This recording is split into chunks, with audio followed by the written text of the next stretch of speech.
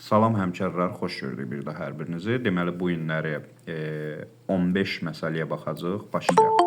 Birinci məsələmiz duzluluğu 30 promilli olan 1 litr suyun 4də 1 hissəsini buxarlandırsaq, qalan suyun duzluluğu nə qədər olardı?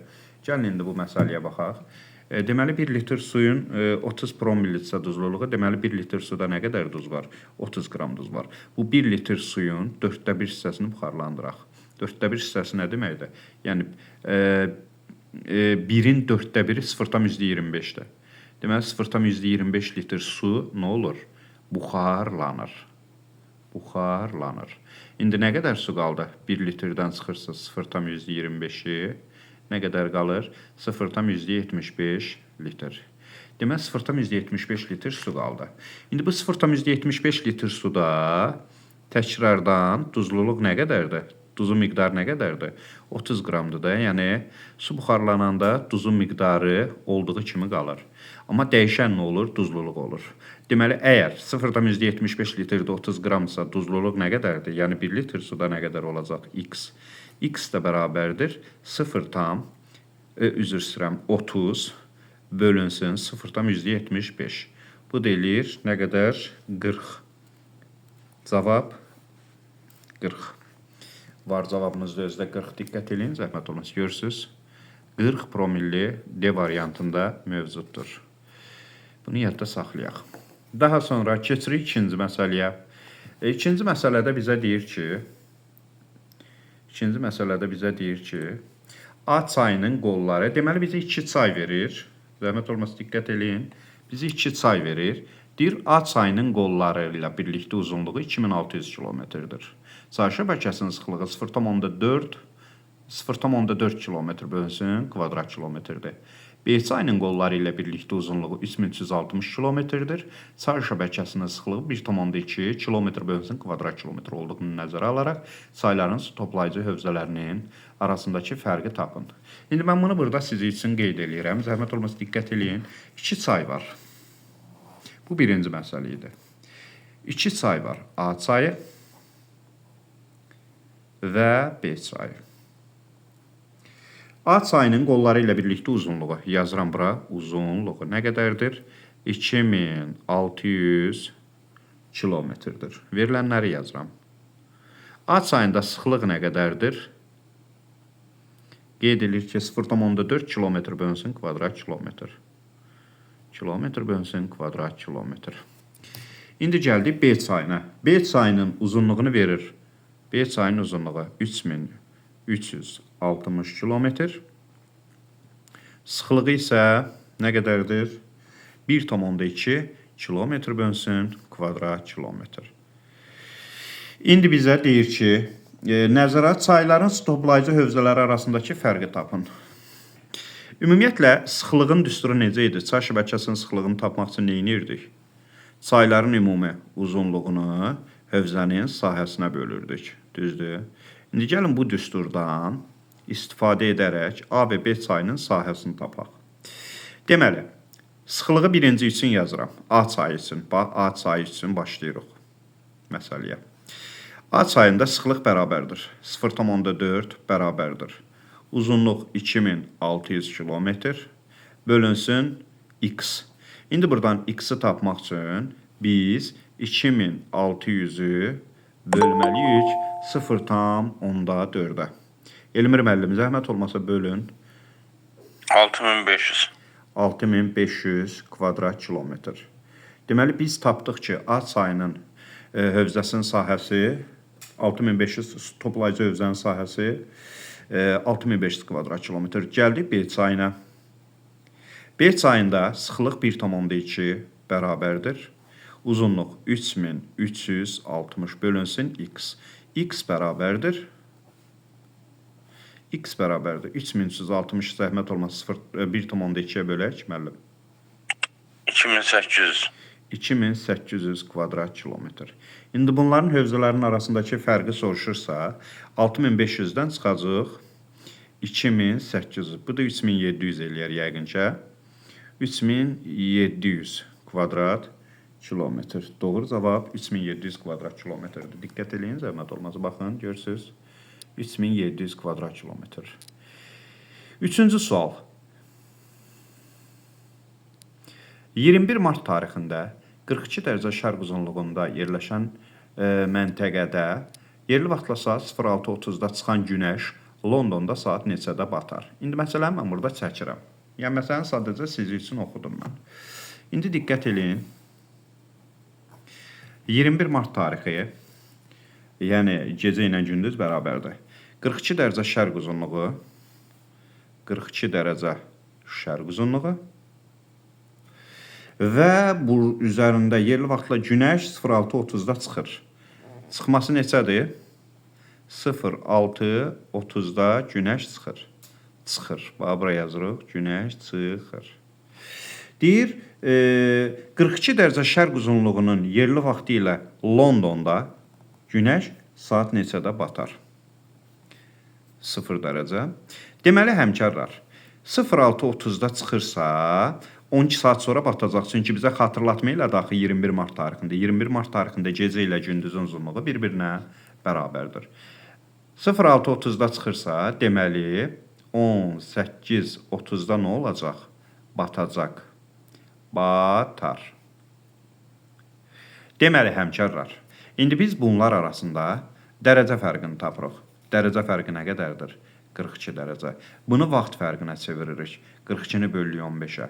2 saat, qalığımız 12, onu da vururuq 4-ə, eləyir 48 dəqiqə. Deməli, 2 saat 48 dəqiqə sonra günəş burada batacaq. Düzdür? Ona görə biz indi nə etməliyik? Bunlar arasında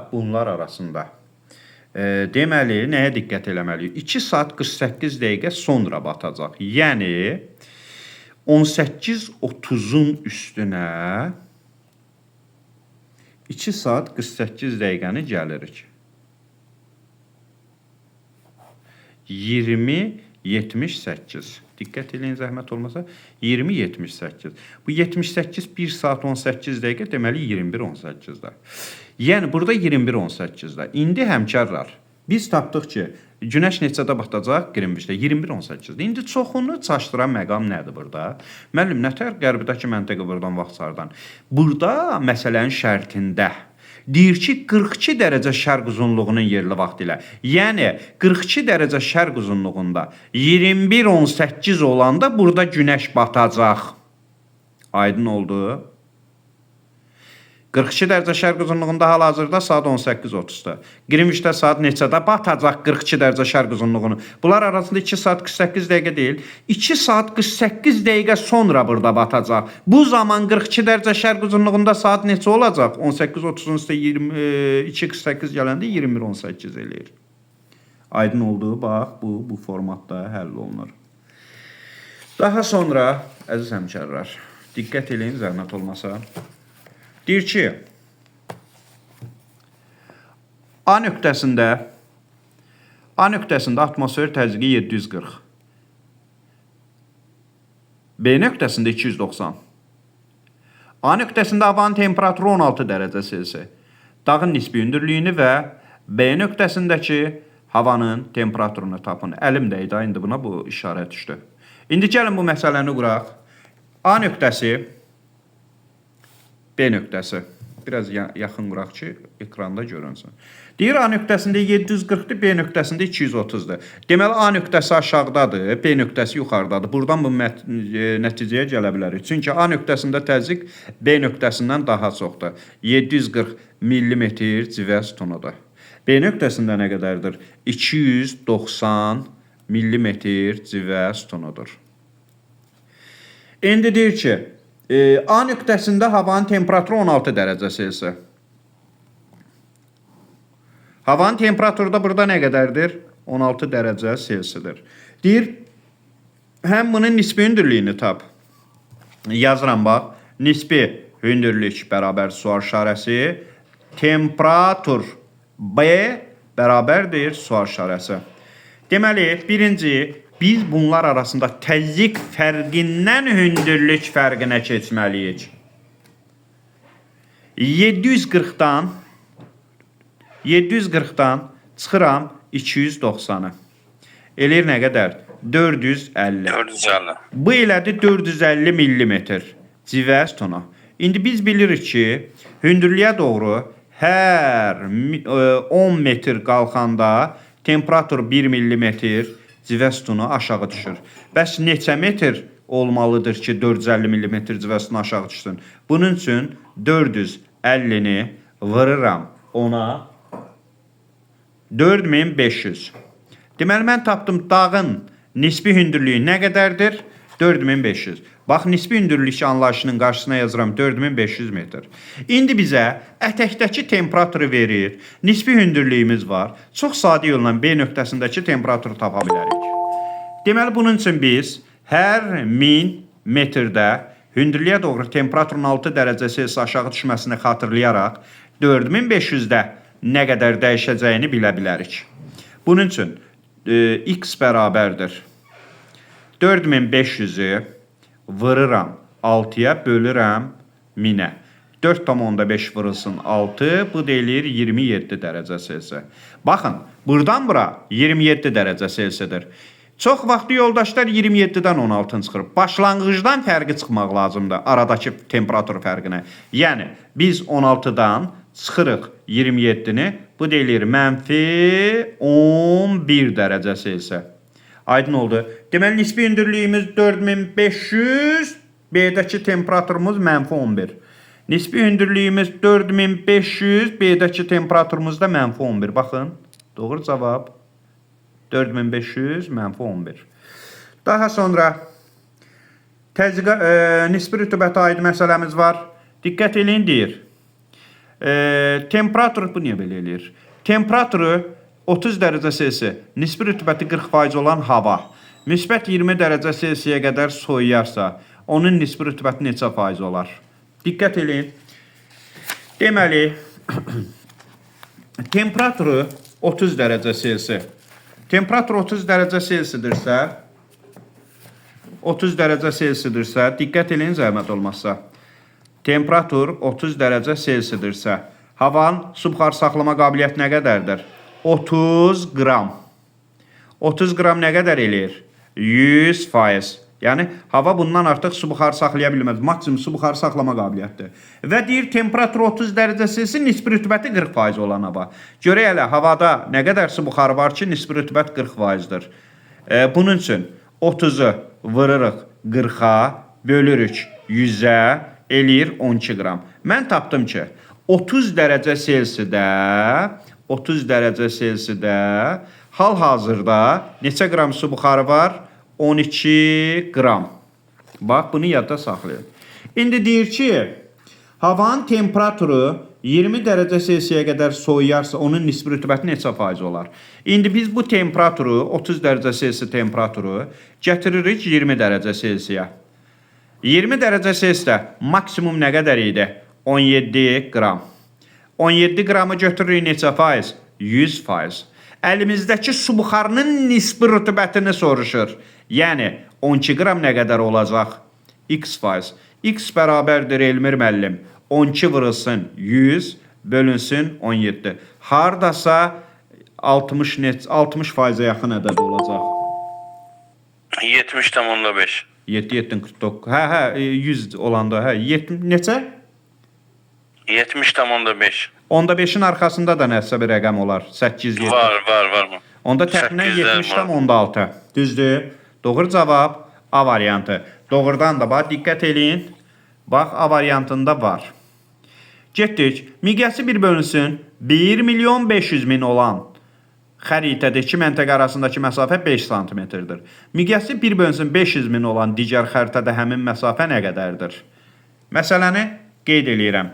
Birinci iki həlli məsələdə birinci həllinə baxırıq. Miqyas var. 1 bölünsün 1.500.000-də. 1 bölünsün 1.500.000.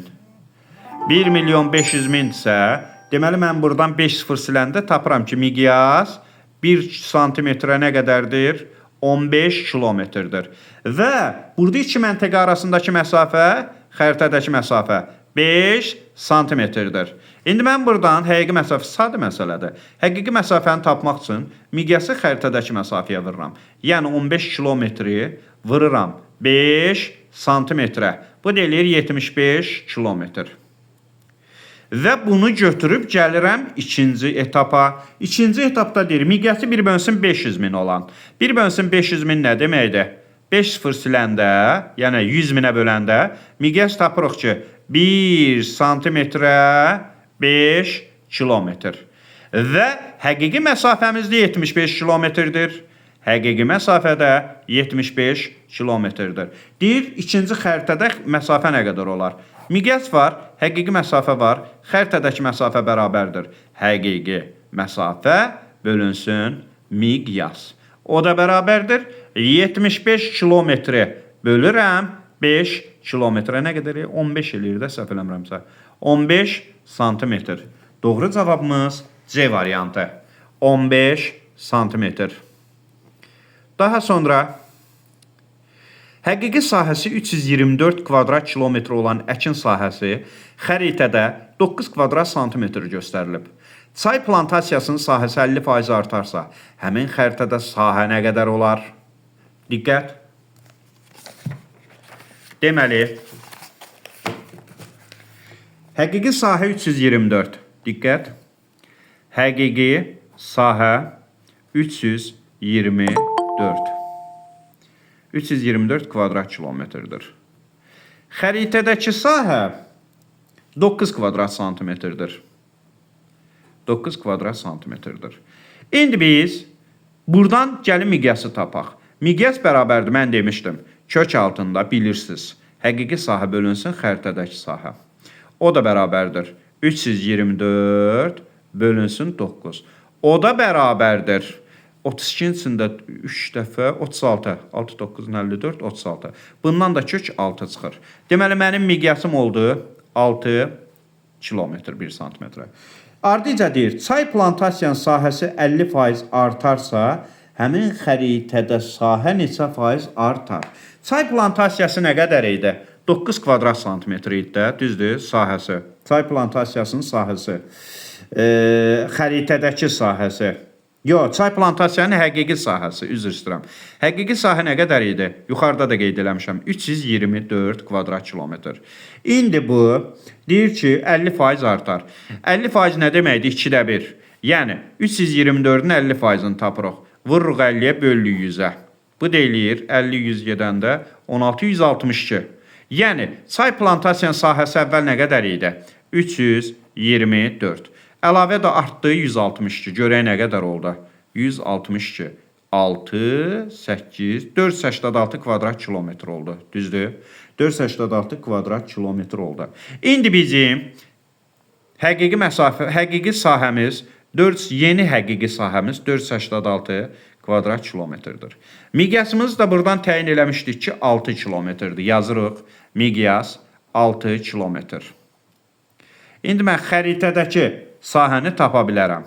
Xəritədəki sahəni tapmaq üçün həqiqi sahəni çarpıram türklər demişkən miqyasın kvadratına.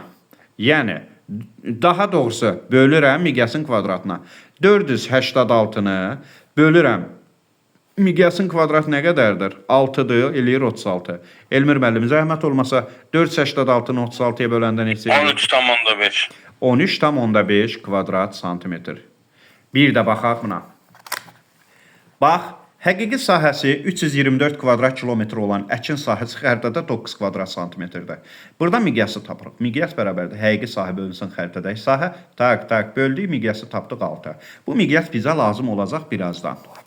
Sonra deyir, çay plantasiyasının sahəsini 50% artırarıqsa, çay plantasiyası sahəsi nə qədər idi? 324. 50% artırmaq, yəni 50-yə vurub 100-ə bölü eləyir. 162 kvadrat kilometr artmaq deməkdir. 324-ün üstü 162 gəlirəm, yeni həqiqi sahəsini tapıram çay plantasiyasının. Eləyir 486 kvadrat kilometr. Artıq xəritədə sahəsi nə qədər olar soruşur. Həqiqi sahə 486 kvadrat kilometr, miqyas 6 kilometr. Xəritədə sahəni tapmaq üçün həqiqi sahəni miqyasın kvadratına bölürəm, tapıram 13,5 kvadrat santimetr. Bizim cavabımızda da 13,5 kvadrat santimetr bu variantda var. Baxın, görürsünüz, bu variantda var. Sonra, deyir yamacda yerləşən İki məntəqədən biri 750 metr yüksəklikdə, digəri 1950 metr yüksəklikdədir. Bu iki məntəqə arasında 10 kilometr məsafə olduğunu bilərək meylliliyi faizli hesablayın. Deməli, diqqət eləyin zəhmət olmasa. Yamacda yerləşən 2 dənə məntəqə var. Biri 750 metr. Bax, bu 750 metrdir. O biri də 1950 metrdir. Yəni bu da 1950 metrdir. Və deyir ki, bunlar arasında, iki məntəqə arasında məsafə də 10 kilometrdir. Yəni bu məsafə, bu ən uzun məsafədir bu. Bu hündürlük fərqidir, bu məsafə də 10 kilometrdir. Deyir meylliliyi tap. Birinci gəlin biz 1950-dən çıxaq 750-nə. Bu eləyir 1200, düzdür? 1200 metr. Burada 2 dənə məsafə var. Böyük məsafə var, balaca məsafə var. Kiçik məsafə 1200-dür, böyük məsafə 10 kilometrdir. Yəni 10 kilometrimiz neçə metrdir? 10.000 metrdir də. Bunu götürürük 100%. Həmişə böyük məsafə 100% götürülür. 1200 metr neçə faiz? X faiz. Qutardı getdi. Düsturunu da deyəcəm sizə. Deməli, X bərabərdir 1200. Vurduq 100-ə. Böldük 10.000-ə. 4-0, 4-0. 12-ni 1-ə böləndə elədi 12%. Deməli, bu 12%-dir. Meylliliyim düsturun deyirəm. Meyillilik bərabərdir. Hündürlük fərqi bölünsün məsafə vurulsun 100%. Gəlin, indi bu cür əldə eləyək. Hündürlük fərqi nə qədər idi? 1250 tapdıq da, 1250. 1200, 1200 daha doğrusu. Məsafə nə qədərdir? 10 kilometr, yəni neçə metr? 10.000 metr. O da vurursun neçə? 100. Həmin şeyə gəlib çıxmır. Ayrıdan yenə 1200-ü vururam 100-ə, bölürəm 10.000-ə. 4-0, 4-0, yenə də 12-ni aldım. Cavab 12%. Baxın, görürsünüz, cavab var burada 12%. Baba, 12%'e baxın. 9-cu test tapşırığı. Ekvator boyunca 150 dərəcə qərb uzunluğunda yerləşən X məntəqəsindən 5550 km qərbə hərəkət edən səyyahın çatdığı məntəqənin coğrafi koordinatlarını tapın. Diqqət həmkarlar, deməli, burada nəyə diqqət eləyəcəksiniz? Burada nəyə diqqət eləyəcəksiniz? Baxın, ekvator boyunca.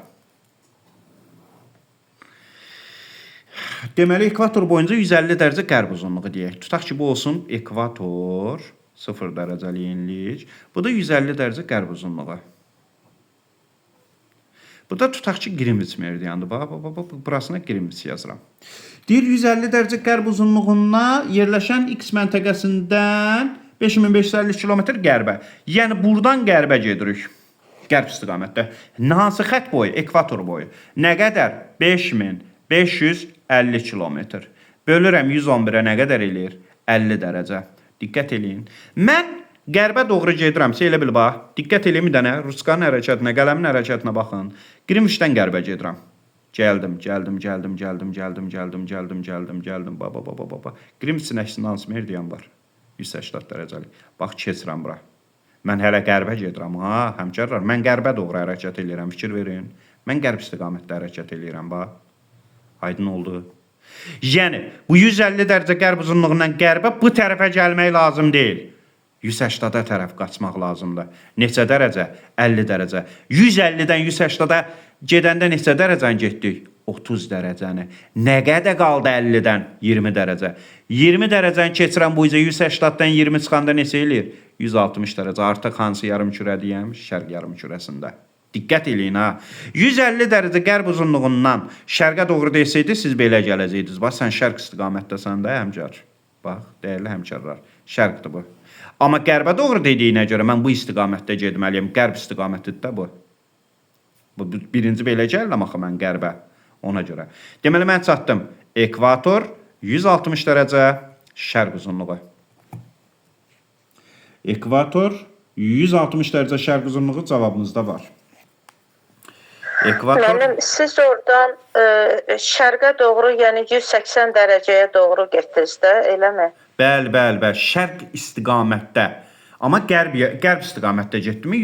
Müəllimə, qərb deyəndə mən sizə necə deyim bunu? Yəni buradan Mənim yəni Qrinviçə tərəf getmədiniz də, eləmi? O tərəfə Yo, getdiniz. 180-a tərəf hocam, 180-a tərəf. Mənim istiqamətim qərbdir bax. Mən buradan başlamışam, qərbə doğru gedirəm. Aydın oldu. Sonra deyir 30 dərəcə şimal enliyində yerləşən bir dəqiqə. 30 dərəcə şimal enliyində yerləşən düzənliyin şimal istiqamətdə meyilliyi 5 dərəcə olan yamacla günorta vaxtı günəş şüalarının düşmə bucağı 88,5 dərəcədir. 88,5 Mənim cənub benliği orada. 30 dərəcə cənub enliyində yerləşən düzənliyin şimal istiqamətdə meyilliyi 5 dərəcə olan yamacla günorta vaxtı günəş şüalarının düşmə bucağı bu qədər olduğunu nəzərə alaraq günəşin hansı enlikdə zenitdə olduğunu müəyyən edin. Aydın oldu. İndi diqqət eləyin zəhmət olmasa. Deməli 30 dərəcə şimal enliyi. Şimal enliyini bilmək üçün 30 dərəcə cənub enliyi. Cənub enliyini bilmək üçün biz 30 dərəcəni buradan çəkirik. 30 dərəcə cənub enliyini çəkirik. 30 dərəcə cənub enliyində yerləşən düzənliyin şimal istiqamətdə meyilliyi 5 dərəcədir. Yəni bura 5 dərəcə şimala meyillidir. 5 dərəcə meyillidirsə hara gəlir çatır? 25 dərəcə cənub enliyinə. Və bizə deyir ki, bu meyilli yamaca bura. Günəş şüalarının günorta vaxtda düşmə bucağı 88,5 dərəcədir. Yəni bura əgər günəş şüası günorta vaxtı 88,5 dərəcə bucaq altında düşürsə, görək günəş harda zenitdədir. Günəş bundan aşağıda zenitdə ola bilməz. Günəş 100% bundan yuxarıda zenitdədir. Çünki 25-dən yuxarı olar da, aşağı olmaz. 25 cənub enliyindən aşağıda günəş zenitdə olmur. Günəş tutaq ki, burada zenitdədir, düzdür? Bu bizim günəşimizdir. Smalnikdə qoyaq. Və burada zenitdəsə bura neçə dərəcə bucaq altında düşür? 90 dərəcə.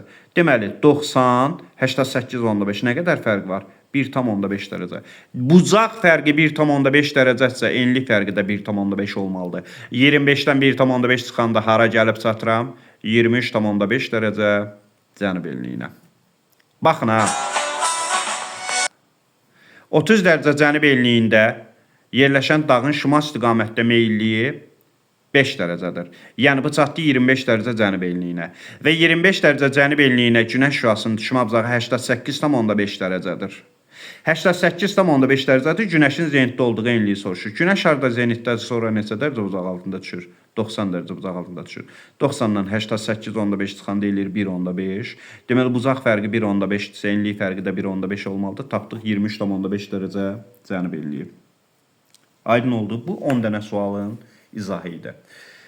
Dəyərli həmkarlar, bu qədər. Mən sizə o biri məsələləri özüm izah eləmədim ki, siz özünüz onu sərbəst şəkildə həll edə biləsiniz. Belə.